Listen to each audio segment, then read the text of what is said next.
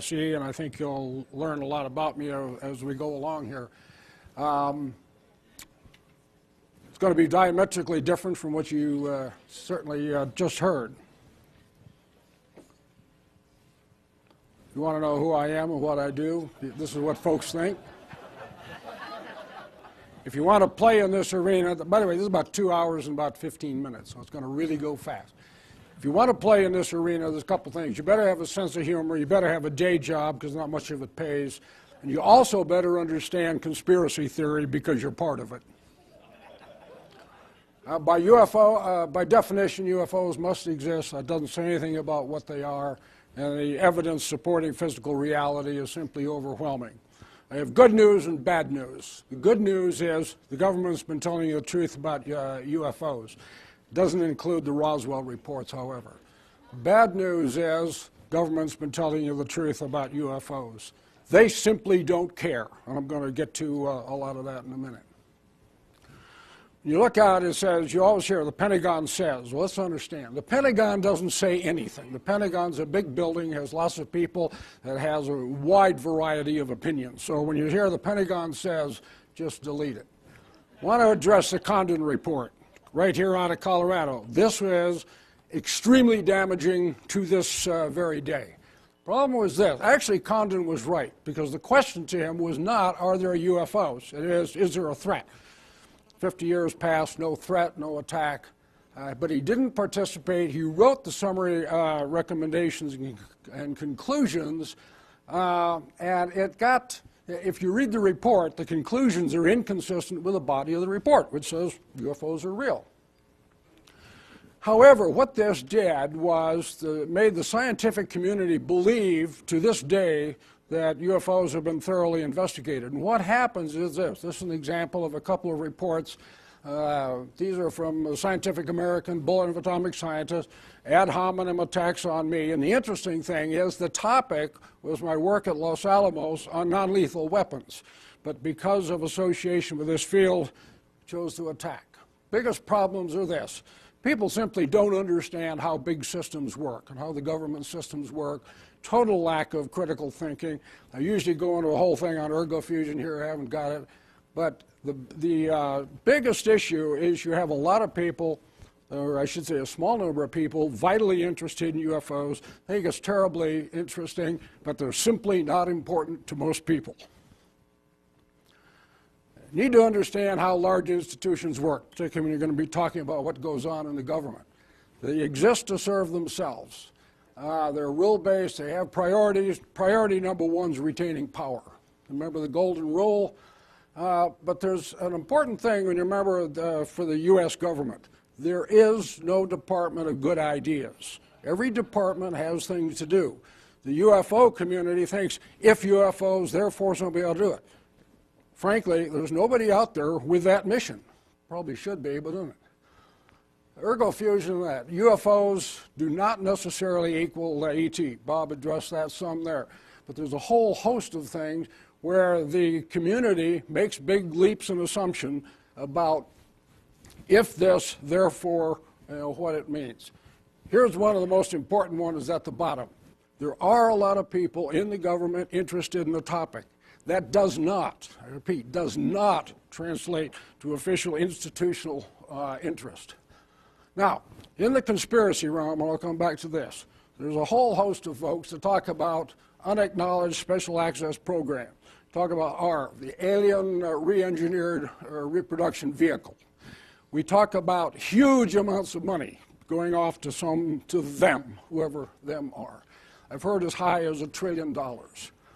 Anybody who says that kind of money is totally without oversight from either the executive or the legislative branch simply doesn't know how the U.S. government works.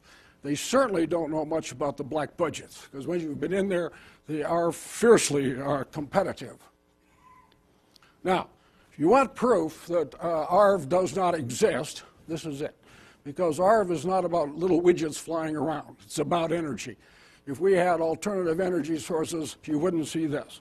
If you believe this, you got to believe that there's a bunch of dastardly bastards out there who are willing to self-immolate and bring down the Western world just to keep this secret. CORSO conundrum. We had the question here on Phil CORSO. We knew about Phil years before, year after, or the day after Roswell. Bottom line is this. None of the technology claims are real. Checked them in great detail. Nice guy. It was in a number of the places, greatly inflated CV, but the technology is simply not real. What I did do is, when I was on active duty, created the Advanced Theoretical Physics Group. It was made up by reps from all of the services throughout the intelligence community and the aerospace industry. We looked at a whole range of things. A lot of this is from the original briefings that came out a number of years ago. Our going-in scenario was Raiders of the Lost Ark. Something crashed, had it, looked at it, couldn't figure it out, took it out to Suitland and buried it. Turned out not to be true. Had briefings, this is what we said. Now, time frame on this is mid-'80s, okay? So we're talking 20 years ago. Soviets, of course, in the bad old days. We said, there's a lot of stuff we could learn if we understood it. And here's the problem. Don't know whether they exist or not, but we can't tell. That is a problem. Here are some of the technologies. You know, rapid acceleration, high G turns, whole host of technologies clearly demonstrated. Eyewitness reports. Scientific community believes these are fleeting things of the night seen once. Not necessarily true. They sometimes recur for days, months, even years.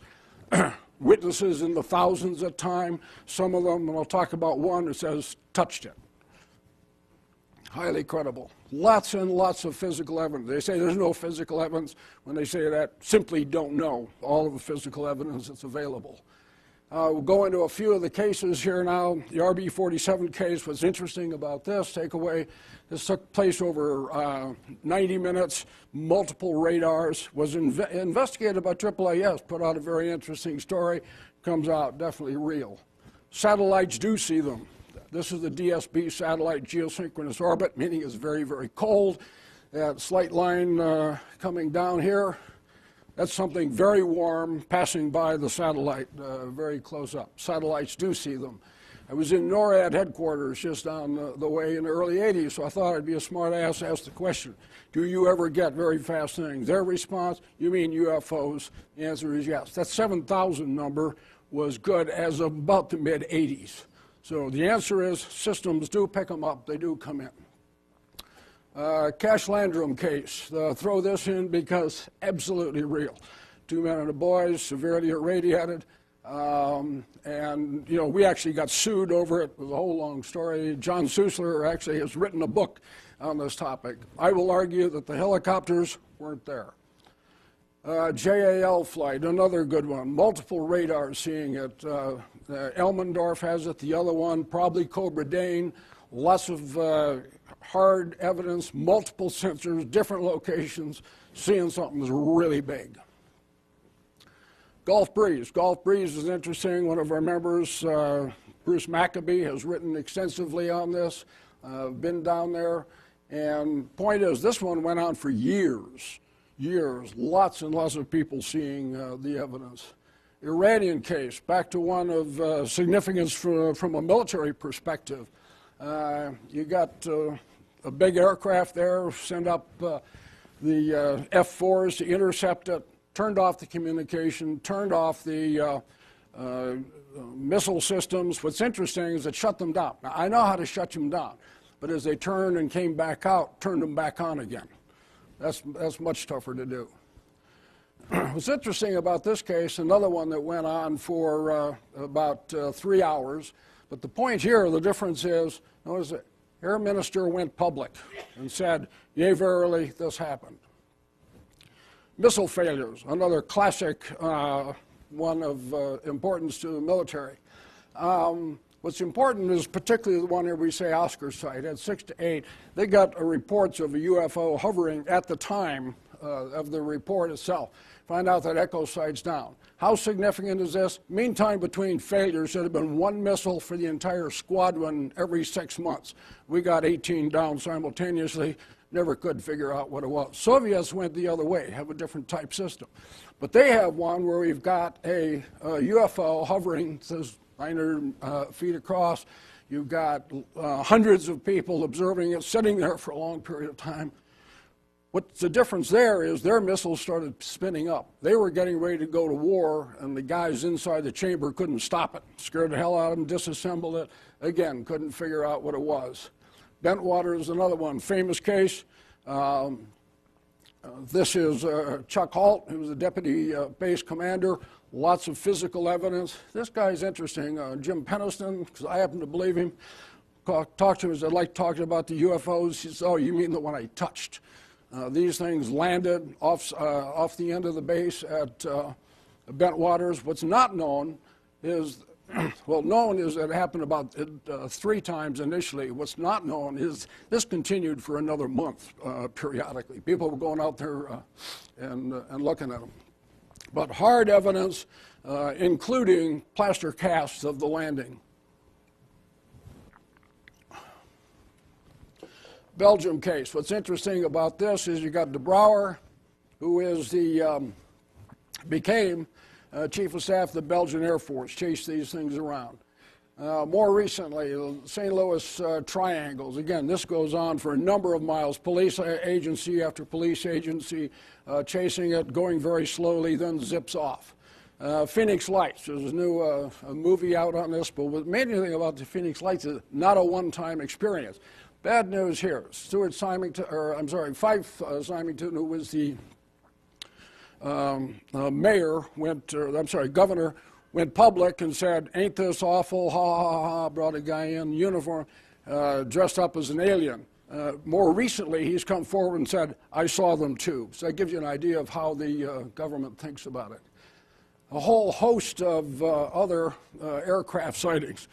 The one down here at the bottom, though, I threw in.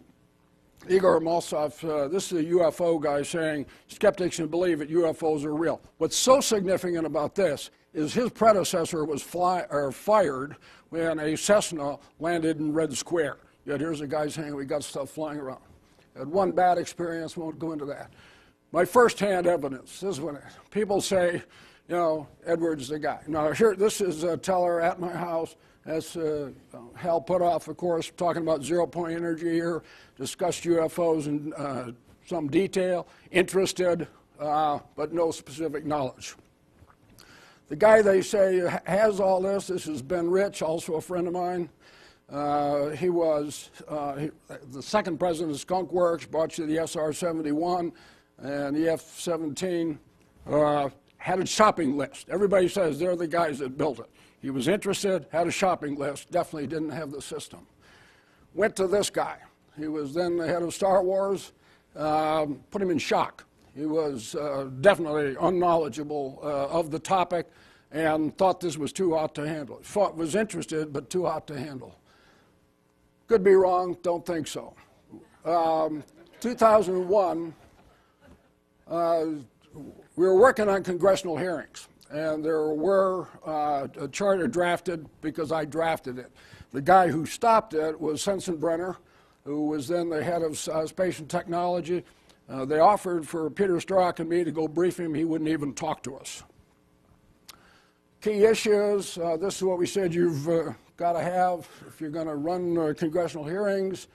My recommendations on how to hold it, but I asked the congressman involved, said, can you take a 20-point hit? This is not politically enhancing. He said yes at the time. What killed us was when the Disclosure Project came to town, beating the drum, said, ain't it awful? Problem is they got a few good guys, a lot of them that are just pure schlock. As soon as this hit, Congress ran for the hills. I throw this one in because this is the kind of thing you got to put up with in there. This was April 13th of this year. You know, here's a guy, he's going to speak for the human species. Where are we today? Yeah, this is kind of, I think, tells us where the American public is at the time. Who cares? Bottom line is, not a lot of people. There are a few folks who care passionately. There's a huge difference between personal interest and institutional interest. And believing in UFOs is very different from caring about this as a major topic. Conclusion to this, and I'll agree with Bob. This is a global phenomenon. It shows up all over the world.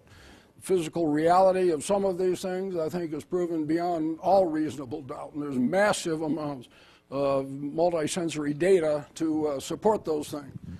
Despite overwhelming evidence, reality is rejected by most scientists who simply refuse to look at the data. The public is basically curious but ambivalent. The media always ridicules, if you've watched any of the programs. And the bottom line here is sort of today's problems are so overwhelming that we don't, this is really put on the back burner. So if you think you're going to move this forward, you're going to have a hard way to go. All right, we have 5 minutes for questions. Okay.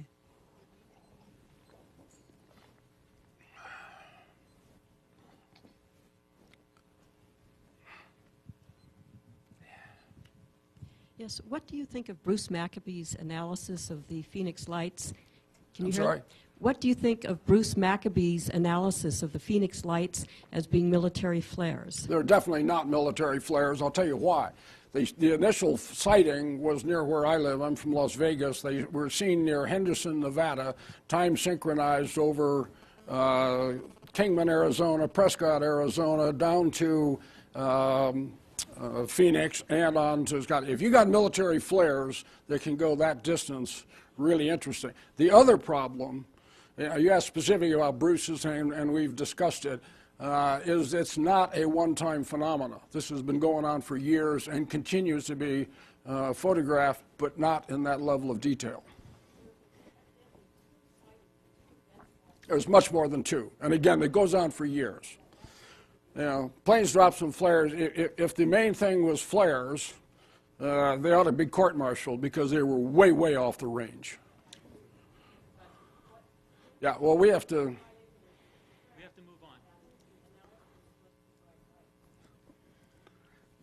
Bruce and I, like I said, he's got some interesting analysis, triangulation. I don't think supports it, nor does it when you had the people who were standing there who were looking up and watching the stars blacked out as whatever it is went straight above them. I think the most damning thing is one I mentioned about the governor who puts it up as ha, ha, ha, and then years later admits that he was a personal witness to the event. But it tells you something about how governments respond. John, any supposition as to the intention or reason for these? I'm sorry? Do you have any personal suppositions as to the reason or purpose for this phenomenon? Reason for, I've lost something on the... What are they doing, or are they? Yeah, I don't know if they're a they. I actually want to talk to Jerry because I have come up with something that says there is a relationship between consciousness and the phenomena as it's reported.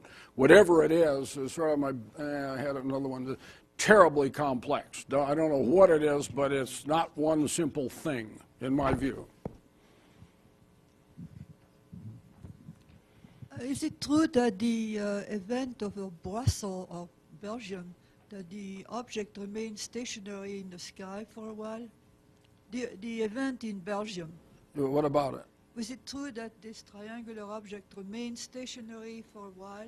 Oh, well, wait, now, understand, there are many events that happened in Belgium. There were the ones with the big triangles that went over. You had the ones where the fighters went out and chased them. They came to us. I happened to be working periodically with NATO at the time, saying, aren't they yours or whatever? And the bottom line is no. The point is, a lot of phenomena, you got to give credit to de Brouwer, who was a lieutenant colonel at the time, reported it, went on to make major general, so it didn't stop him, but lots and lots of sightings there. This will be the last question. John, in your experience, do you have any visibility into the unacknowledged special access programs which would be the likely place to research this sort of phenomenon or try to reverse engineer it, that's where I would hide it. Yeah, Do you agree? I 100% disagree with the knowledge, even the concept of unacknowledged SAPs. Know how the system works. The people who make these comments usually have been outside the system, have never played in there. Can you hide money? The answer is obviously yes. The smaller the amount of money, the easier it is to hide. Obviously, you have thresholds when you have to report. But you've got to just understand how the system works. And particularly now, and in the particularly recent years, everything in the budget is being cut and screened, and this includes the black world as well as the white world. So internally, there's A, oversight, and B, fierce competition. Thank you very much.